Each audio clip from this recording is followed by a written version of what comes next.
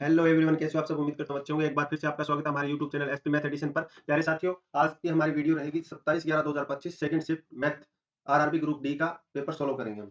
तो चलिए शुरू करते हैं आज की क्लास। ये रहा पहला क्वेश्चन। चलिए हल करते हैं। फ्रैक्शन है 76, 28, 79, 17, 33, 95, 83, 30 और 27 का समांतर माध्य, यानी इसका औसत बताना है। औसत बताना है। चलो इसको ऐड करो, सबको जोड़ो और इसकी संख्याओं से भाग कर दो। जोड़ो। 7 और 3 10, 5 15, 15 और 3 18, 18 और 7 25, 25 और 9 34, 34 और 8 42, 42 और 6 48, असल 4, तो 4 2 6, 6 और 3 9, 9 और 8 17, 26, 3 29, 30, 7 37, 39 और 7 46। ठीक है, डिवाइड बाय 1 2 3 4 5 6 7 8 और 9, 9 से भाग कर दो, इसका औसत आ जाएगा 9 पंजे 45, 1 18, 9 दूनी 18, यानी 52 इसका समानांतर माध्य आ जाएगा। 52 इसका समानांतर माध्य आ जाएगा। चलिए नेक्स्ट देखते हैं। एक दुकानदार ने एक वस्तु 12.5% लाभ पर 85.50 में बेची। यदि उसने उसे 81.70 रुपए में बेचा होता तो उसका लाभ या हानि प्रतिशत बताना। तो एक दुकानदार ने एक वस्तु को 12.5% के लाभ पे बेची। 12.5%, 12.5% की फ्रैक्शन बना लो। डिवाइड 100, 25 चौके 100, 25 पंजे, ठीक है, यानी 1/8, 1/8 इसकी फ्रैक्शन बनेगी। 12.5 की 1/8 फ्रैक्शन बन जाएगी। लाभ पे बेचा है तो 8 रुपए वाली वस्तु 9 रुपए में बेचा है।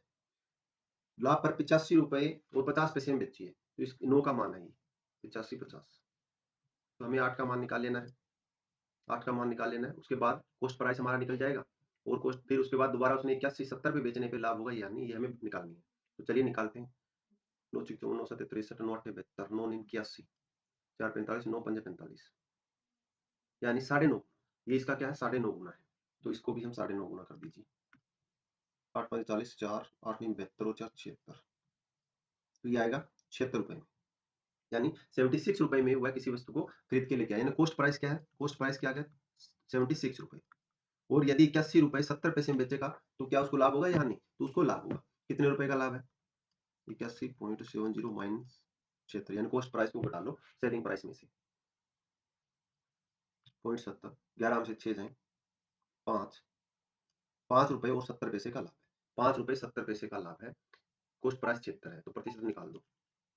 5 रुपए 70 पैसे का लाभ है, कॉस्ट प्राइस 76 था, इंटू 100। तो इसका पॉइंट हटाने के लिए नीचे भी 100, तो ये आपस में कट जाएंगे। 76 से इसको काट लो, देखो कितने पे कट रहा है। सबसे पहले 2 से काटो, 2 3 6, 2 8 16, 2 दूनी 4, 2 8 16, 2 पंजे 10, कट रहा है क्या? इसको भाग दे देते हैं, 285 और 38 से भाग देते हैं। 3 9 से चला 7 8 56, असल 5 7 21 और 5 26, 266, 9 7 में से 6 जाए 1, पॉइंट लगाओ 7.60 आ जाएगा। 6 पे 6 8 48, 6 पे नहीं 5 पे चलेगा। 5 48, असल 80 लगी 4, ठीक है, और 5 3 15 और 4 19, 7.5%, 7.5% आ जाएगा। 7.5% लाभ। चलिए नेक्स्ट देखते हैं। 374 से 384 के बीच कितनी अभाज्य संख्याएं होगी? देखो 374, 374 और 384 के बीच, तो के बीच है, इसका मतलब है इन दोनों को छोड़कर, इन दोनों को छोड़कर, तो इन दोनों को छोड़कर, ठीक है, लिख लेते हैं सबसे पहले कौन कौन सी संख्याएं होगी। 375 आती है, 376, 377, 378, 379, 380, 381, 382 और 383। अब क्या देखेंगे, अब हमें ये देखना है जो सम संख्याएं हैं, हमें पता है जो सम संख्या है वो 2 से भाग हो जाएगी, उसको बाहर निकाल दो। ठीक है, एक ये निकल गई, ये निकल गई, ये निकल गई। अभी हम जो ये देखेंगे जिसके इकाई में 5 है, वो 5 से भाग हो जाएगी, वो 5 से भाग हो जाएगी, यानी 375। अभी हमारे पास 377, 379, 381 और 383 4 संख्याएं बच गई। अब हम जानते हैं कि क्या कोई, जो जैसे कोई भी एक संख्या है 13 से या 17 से 19 से कहीं भाग हो रही है, यानी अभाज्य संख्याओं से भाग हो रही है क्या? सबसे छोटे अभाज्य संख्याओं से भाग हो रही है क्या? 377 को देखते हैं। 377, 13 13 दूनी 26, हाँ ये 13 से भाग हो रही है। 13 गुणा 29, 377, तो 377 भी क्या होगी, भाग होगी इसमें। अब हमारे पास 2 बच रही है, 3 बच गई है, 381 है, 8 3 11 और 1 12, ये 3 से भाग हो जाएगी, देखो इसका योग 9 हो रहा है, 8 और 1 9 और 3 12 हो रहा है, तो ये 3 से पूरा भाग हो जाएगी, ये 12 हो गई। अब बच गई हमारे पास सिर्फ 2 संख्याएँ, 379 और 383। अब हम 379 और 383 इसको देखें, क्या ये 3 से भाग हो रही है क्या? 6 और 14 नहीं हो रही है। चलिए अब हम इसमें देखते हैं कि ये संख्याएँ जो है 381 को देखते हैं कि किसी भी छोटी से छोटी अवधि संख्या से क्या ये भाग हो रही है क्या? 379, 381, 381, 383, 81 नहीं है, यहाँ 383, 383 क्या किसी से भाग हो रही है क्या? 3 से, 2 से, 3 से, 5 से, 7 से, 9 11 से, 11 तिया 33 नहीं हो रही, 13 से, 13 दूनी 26, 13 दूनी 26, 26 और 26 और 34, 12 123 नहीं हो रही है, नहीं हो रही है, ठीक है? तो ये किसी से भाग नहीं हो रही है। तो हमारे पास कौन सी बच गई? एक तो 379 है और एक 383 है।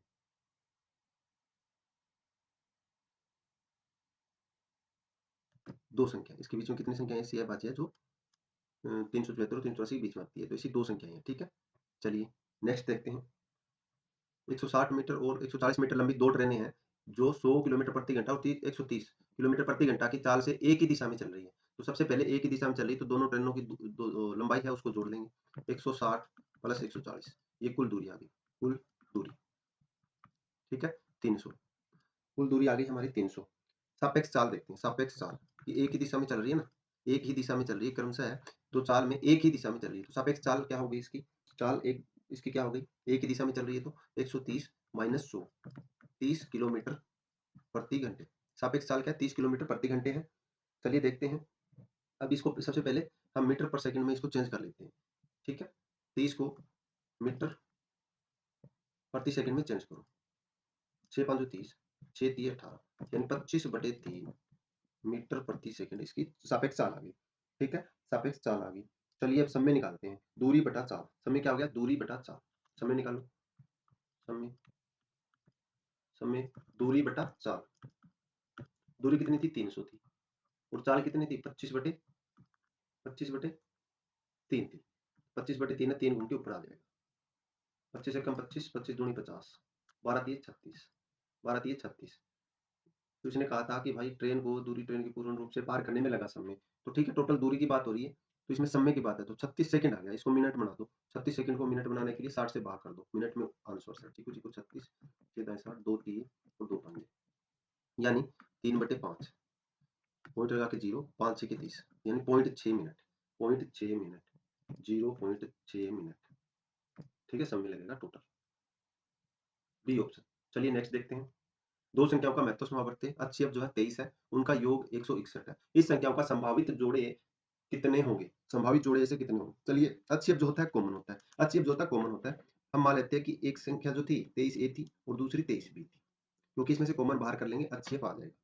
तो इसने कहा उनका योग, तो इसमें से क्या करेंगे? इसको प्लस कर लो, 23 कॉमन आ गया, ए प्लस बी बच गया, इज इक्वल टू कितना है? 161, 161 है। चलिए ए प्लस बी, ए प्लस बी कितना आ गया? 23 से इसको काटो, 23 से काटो, कितने पे कट रहा है? 7 पे कटेगा, 7 पे, 23 से कम 23, 23 7 161 होता है, ठीक है? 7 पे कट गया, ए प्लस बी 7 आएगा, यानी इनके जो जोड़े हैं उनका योग जो है, उनका योग जो है 7 आना चाहिए। तो कौन कौन से होंगे? एक तो होगा 1 प्लस 6 7 होगा, और ये सही भी है क्योंकि उन जोड़ों में कॉमन नहीं होना चाहिए, कॉमन नहीं होना चाहिए। 2 प्लस 5, 2 प्लस 5 ये भी ठीक है, 2 प्लस 5, इसके अलावा फिर 3 प्लस 4 ये भी ठीक है, 7। इसके बाद फिर हो गया 4 प्लस 2, 4 प्लस 3, 4 प्लस 3 आ ही गया एक बार में, ठीक है? 1 2 3 3 जोड़े हैं भाई, ऐसे कितने जोड़े हो सकते हैं भाई? 3 जोड़े हो सकते हैं। ऑप्शन छठे क्वेश्चन को देखते हैं भाई।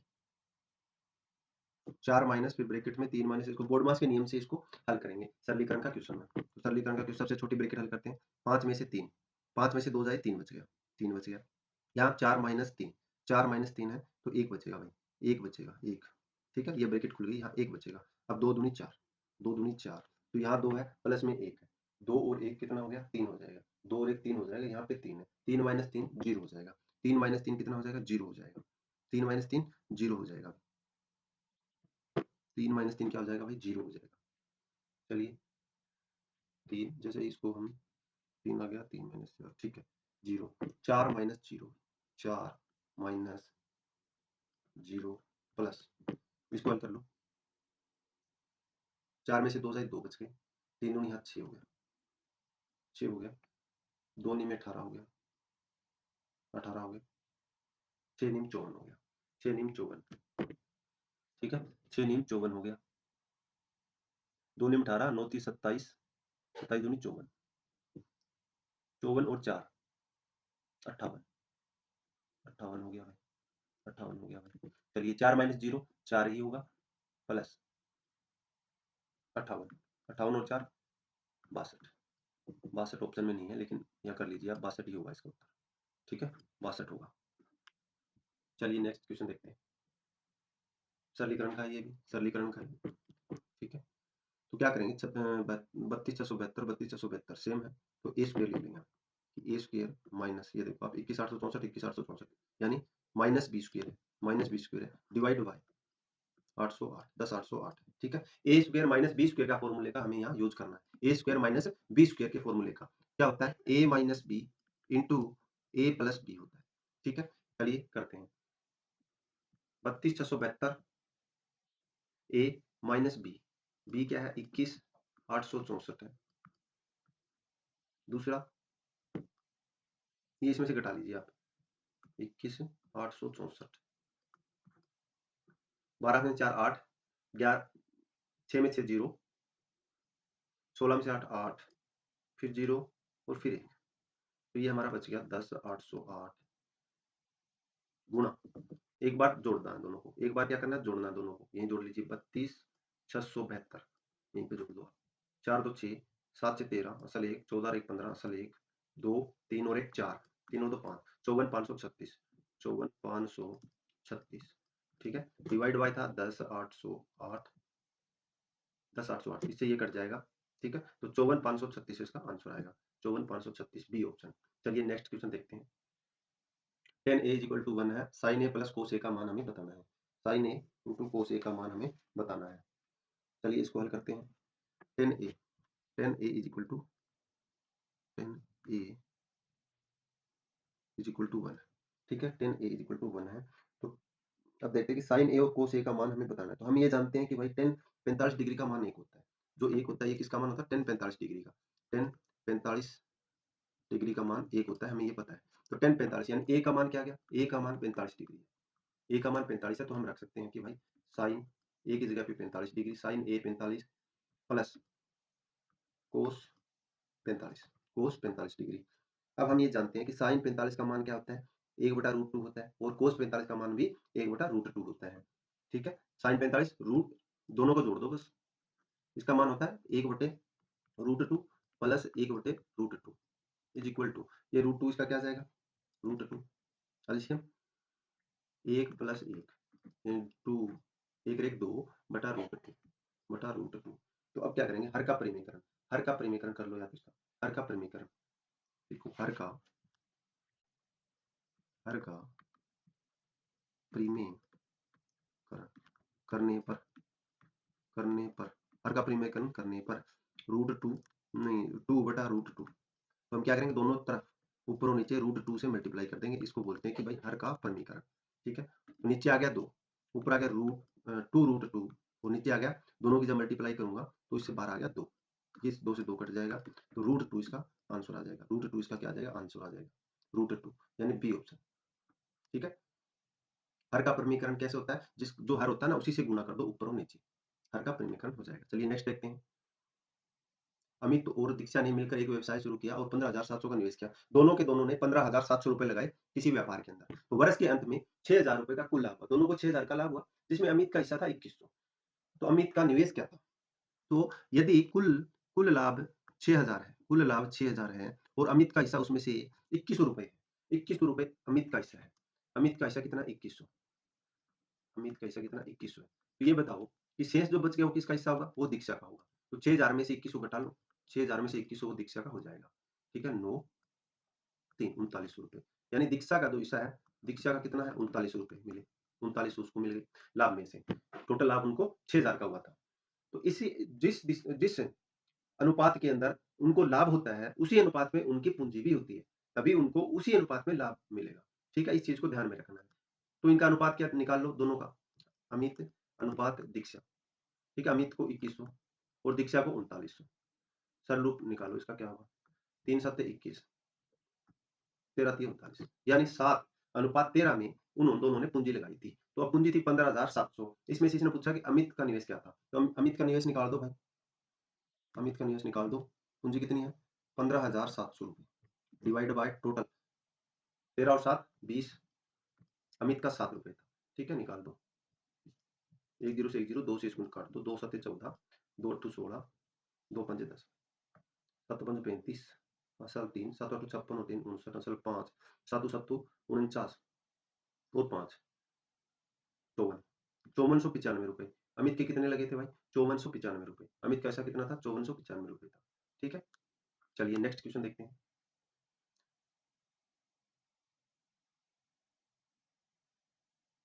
एक व्यक्ति अपनी आय के 60% की बचत करता है, यदि उसका व्यय 400 रुपए है तो उसकी आय कितनी है। एक व्यक्ति की अपनी आय के 60% की बचत करता है, यदि 60% बचत करेगा तो खर्च कितना होगा भाई, खर्च, ये बचत है उसकी, अगर बचत 60% है तो खर्च कितने कर रहा है वो, 40%, ये खर्च कर रहा है। ठीक है, तभी तो टोटल उसके 100% उसको कमा है। तो उसका व्यय कितना है भाई, 400 है। इस 40% का मान उसने दिया है 400, तो 1% का मान कितना हो गया, 400/40, 4 × 4 यानी 10।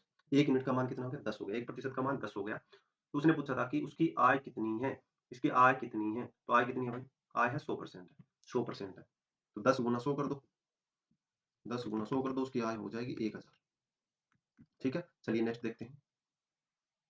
यदि 3650 अंकित मूल्य वाली वस्तु को 730 रुपए में बेचा जाए तो छूट परसेंट बतानी है। मार्केट प्राइस क्या है, 3650, वस्तु को 730 में बेचा जा रहा है, 730, यह सेलिंग प्राइस है।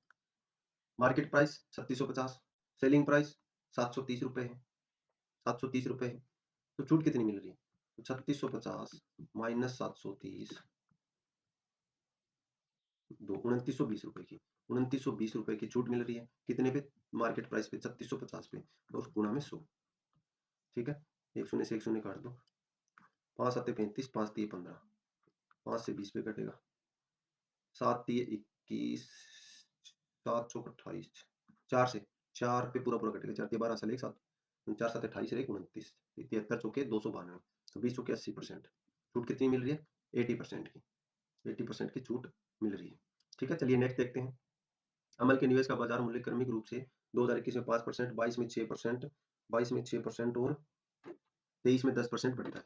आरंभिक मूल्य क्या था, 5,50,000। ठीक है, आरंभिक मूल्य था 5,50,000, 5,50,000। ठीक है, आरंभिक मूल्य था, पहली साल 5% बढ़ा, पहली साल बढ़ के वो 100 से 105% हो गया। दूसरी साल क्या होगा, 6%, 6% बढ़ गया, 106% हो गया। फिर तीसरी साल 10% यानी 110% हो गया। बस इसको काट दो और मल्टीप्लाई कर दो, यही इसका आंसर हो जाएगा। ठीक है, 1 2 3 4, ये 4 शून्य से 4 शून्य उठा दो, 3 और 4, चलिए इससे इसको काट दीजिए, ये कट जाएगा भाई, 2 पंजे 10 पे, और 2 से इसको काट दो, 2 पंजे 10, 2 3 6, और इस 5 से किसको काटेंगे, इस 5 से इसको काट दो, 5 दूनी 10, 5 एकम 5। ठीक है, 21 पंजे 105 असल 10, और 21 पंजे 105 और 10 115, 115, 1155 हो गया, 1155 हो गया, गुना इसकी इसी के साथ करो, 11 3 33, 3 हासिल 3, 11 5 55 और 3 58, 583, दोनों को गुणा करो, 3 5 15। ठीक है, इकाई का अंक 5, इकाई का अंक भाई 5 2 में आ रहा है, इकाई का अंक 5 2 में आ रहा है। चलो डिजिट सम लगाते हैं, डिजिट सम लगाते हैं, 5 और 5 10, 11 और 12, 12 का डिजिट सम हमारा आ गया 3, डिजिट सम क्या आ गया, 3 आ गया। यहाँ पे देखो 5 और 3 8 8 16, 6 और 1 7, डिजिट सम 7 आ गया, 7 ये 21, 21 का फिर से डिजिट सम आ गया 3। तो इसमें देखो कौन से में 3 डिजिट सम आ रहा है, 3 3, 6 कट गया, ये 6 कट गया भाई, 7 और 5 12, 2 और 1 3 आ रहा है, इसमें देखना 6 कट गया, 3 कट गया, ये 6 कट गया, फिर 5 और 5 10 और 7 17, 7 और 1 8 आ रहा है इसका डिजिट सम। तो इसका ऑप्शन क्या आएगा, डी ऑप्शन आएगा, डी ऑप्शन आएगा इसका। ठीक है, डिजिट सम लगा लिया हमने, डायरेक्ट डिजिट सम लगा लिया, ऑप्शन क्या आ गया? D option. ठीक है, डी ऑप्शन। चलिए नेक्स्ट क्वेश्चन देखते हैं। एक भाई अपनी बहन से 6 वर्ष बड़ा है। उनकी वर्तमान आयु का योग क्या है? 38 है। अब से 15 वर्ष बाद बहन की आयु कितनी होगी? एक भाई अपनी बहन से 6 वर्ष बड़ा है, तो वर्तमान आयु का योग, उनकी वर्तमान आयु का योग क्या है भाई? वर्तमान आयु का योग, वर्तमान आयु का योग, आयु का योग, का योग 31 है। एक भाई अपनी बहन से 6 वर्ष बड़ा है, 6 वर्ष बड़ा है। तो उसकी बहन, उनकी वर्तमान आयु का योग 38 है। अब से 15 वर्ष बाद बहन की आयु कितनी होगी? अब से 15 वर्ष बाद की बात। भाई 6 वर्ष बड़ा है। यदि बहन x की है तो भाई की उम्र क्या है? x प्लस 6, x प्लस 6 है। बहन x की है तो भाई की उम्र x प्लस 6 है, x प्लस 6 है। ठीक है, और दोनों का योग कितना है? 38 है, 38 है। तो ये 2x प्लस 6 इक्वल टू 38। चलिए 2x is equal to 38 minus 6 हो गया, यानी 32, और x का मान आ गया 16। x का मान क्या? 16 है। x का मान 16 है, x का मान कितना? 16। तो बहन की उम्र कितनी है भाई? अभी 16 है, वर्तमान में 16 है, और भाई की ये 8 वर्ष बड़ा था, तो 16 और 8 24 है।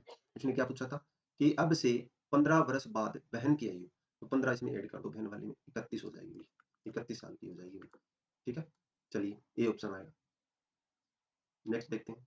एक दुकानदार एक वस्तु का मूल्य 5670 अंकित करता है। एक वस्तु का मूल्य 5670 अंकित करता है। यदि 28% की छूट देने के बाद भी उसे क्रय मूल्य पर 26% का लाभ हो गया। तीन चीजें लिखो, मार्केट प्राइस लिखो, पोस्ट प्राइस लिखो, और सेलिंग प्राइस लिखो। आप फ्रैक्शन बना लो। आप 28% की, 4 7 28 और 4 से 25।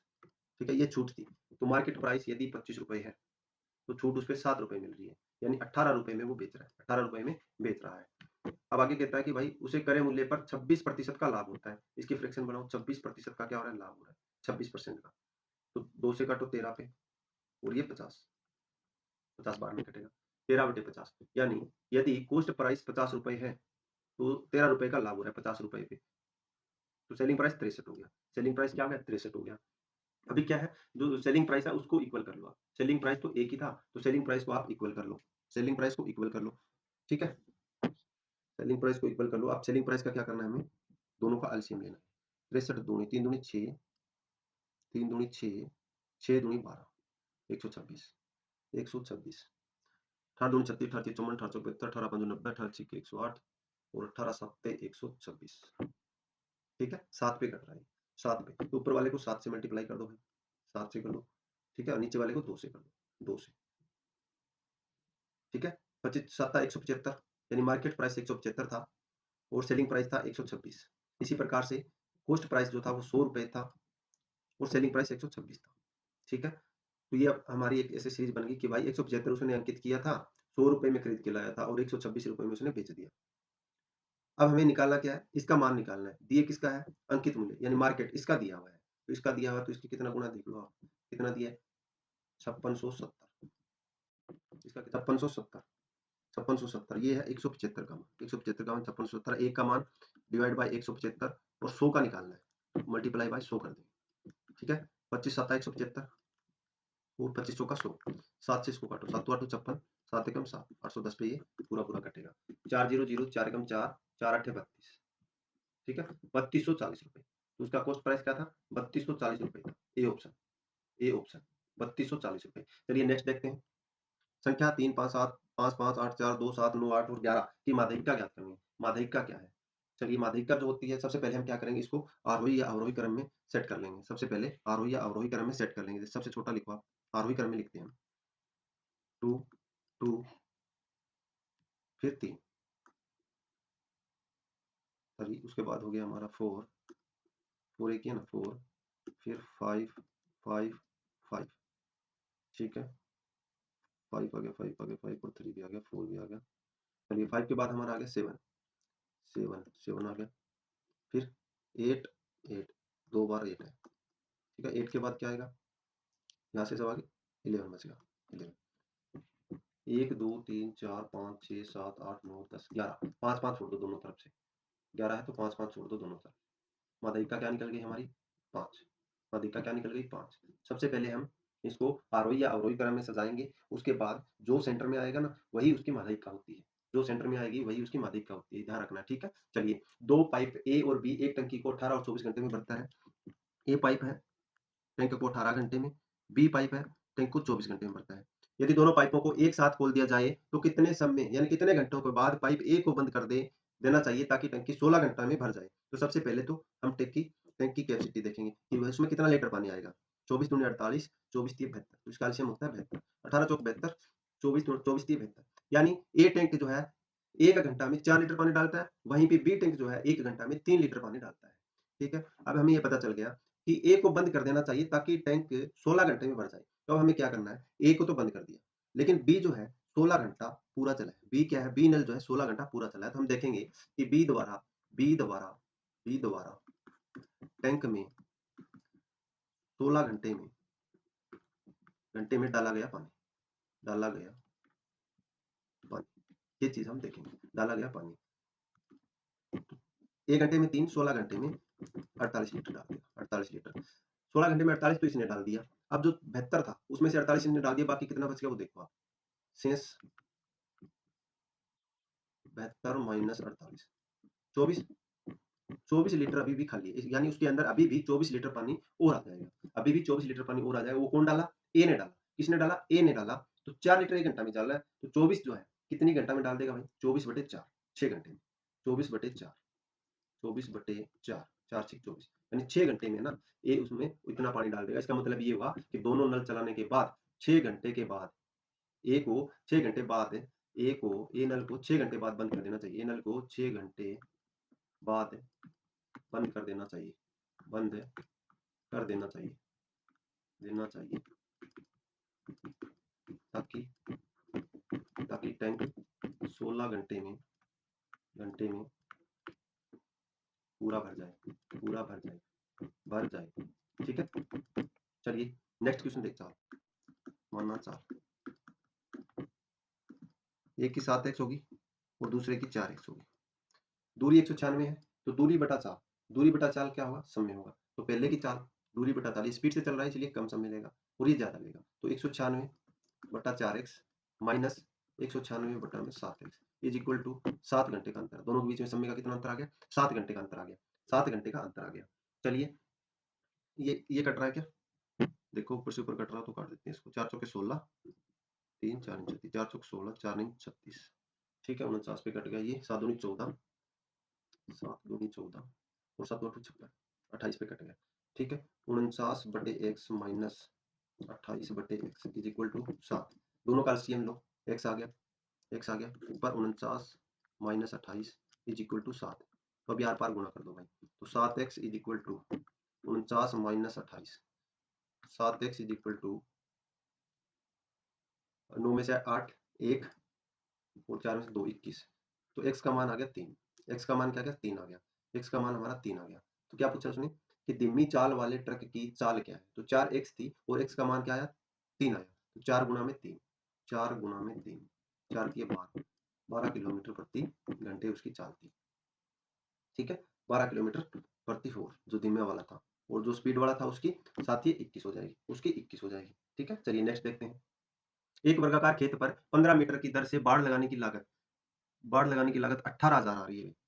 उसी खेत पर 11 प्रति के हिसाब से 100 वर्ग मीटर की दर से बाढ़ लगाने की लागत क्या आएगी।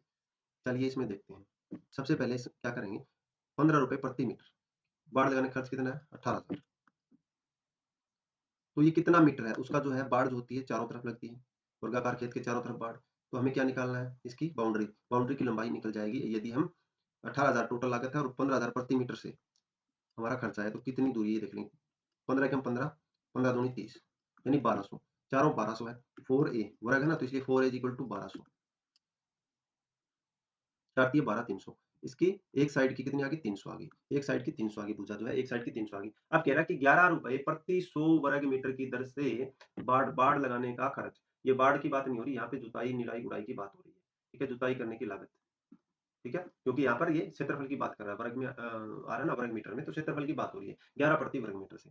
चलिए 300, तो इसका क्षेत्रफल निकालो। वर्ग का क्षेत्रफल ए स्क्वायर होता है, तो 300 का स्क्वायर, 3 तिया 9, 4 0, 90,000 वर्ग मीटर। तो एक वर्ग मीटर में 100 वर्ग मीटर में कितना लग रहा, 11 रुपए। 100 वर्ग मीटर में 100 वर्ग मीटर में खर्च कितना है भाई, 100 वर्ग मीटर में 11 रुपए का खर्चा। एक वर्ग मीटर में 11/100 और 90,000 में कितना लगेगा वो निकालना है। ठीक है, 2 शून्य से 2 शून्य निकाल दो भैया से। 11,00 11,00 11,99 यानी 9900 का टोटल खर्च आएगा। 9900 का टोटल खर्च आएगा। 9900 होगा इसका, ठीक है? 9900 का कुल खर्च आएगा। ये इसका ऑप्शन है, ठीक है? चलिए नेक्स्ट क्वेश्चन देखते हैं। ए और बी मिलकर एक काम को 6 दिन में, बी अकेले उसे को 15 दिन में, ए अकेले उस काम के दोगुने काम को करने में कितना समय लेगा? तो ए प्लस बी किसी काम को 6 दिन में, बी अकेला उसी काम को 15 दिन में करता है। तो एलसीएम ले लो, फुल काम आ जाएगा कि कितना है? 15 दूनी 30, एलसीएम हो गया 6 5 30, 15 दूनी 30। यानी ए और बी दोनों मिलकर एक दिन में 5 काम करते हैं, बी अकेला एक दिन में 2 काम करता है। ठीक है? तो बी का काम ए और बी में से घटाएँगे तो ए का काम 1 दिन का आ जाएगा। ए का 1 दिन का काम, 1 दिन का काम हो जाएगा। 1 दिन का काम 5 माइनस 2 यानी 3। तो ये कह रहा है इससे दुगुना काम, यानी 30 से दुगुना कितना? 60 काम। 60 काम है और 3 1 दिन में कर रहा है, तो कितने दिन में करेगा ये? 20 दिन। 20 दिन, ठीक है? 20 दिन। B option is the correct answer. चलिए नेक्स्ट क्वेश्चन देखते हैं। राजीव और सचिन ने क्रमशः 160 और 1690 रुपए का निवेश करके एक व्यवसाय शुरू किया। यदि उनके द्वारा अर्जित लाभ में राजीव का हिस्सा 720 है, तो उनके द्वारा अर्जित कुल लाभ क्या है? सबसे पहले तो क्या है? निवेश किस अनुपात में उन्होंने किया वो निकाल लो। राजीव और सचिन 160 अनुपात 1690। सरल करो, इसको काटो, ठीक है? चलिए, वो कट रहा है क्या ये? देखो अब, किसी टेबल से कट रहा है क्या? तेरा नहीं कट रहा। ठीक है, चलिए 16 अनुपात 169 आ गया। चलिए, अब ये कहता है कि भाई अर्जित लाभ में से राजीव का हिस्सा, यानी 16 रुपए उसको आना था, 16 का मान इसने दे रखा है 720, राजीव का हिस्सा 720 है। ठीक है, चलिए इसका कितना गुना देखो आप, 720 बटे 16, वो निकालना किसका हमें? कुल अर्जित लाभ। कुल अर्जित लाभ टोटल जोड़ दो भाई, 169 और 16, 179 और 6 185, कुल लाभ आ गया 185। चलिए 8 नीम 72 और 8 दूनी 16, 2 से 45 पे कटेगा। ठीक है, कुल लाभ 185 इंटू 45, 5 5 25, 8 40, 2 42, 4 5 1 5 और 4 9, 4 5 20 आंसर लगे 2, 32 34 आंसर लगे 3, 4 और 3 7 भाई, इसको ऐड कर दो, 5 2 13 आंसर 1 8, 8325 रुपए भाई, 8325, डी ऑप्शन।